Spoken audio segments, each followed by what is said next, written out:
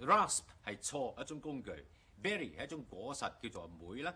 兩個字加埋成為呢一個字。如果你唔問人又唔查字典呢，分分鐘讀成 raspberry。冇錯啊，以前的確咁樣讀法嘅，但係而家改晒啦。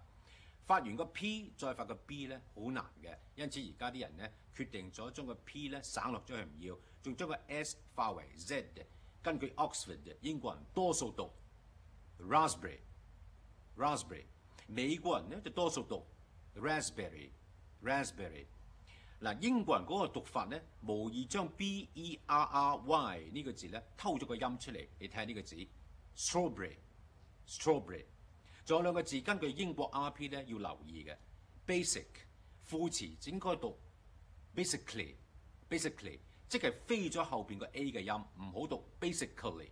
另外一個字咧就係 technical， 副詞係 technically 又係要飛後邊個 A 嘅音，唔好讀 technically。你睇下查字典幾重要。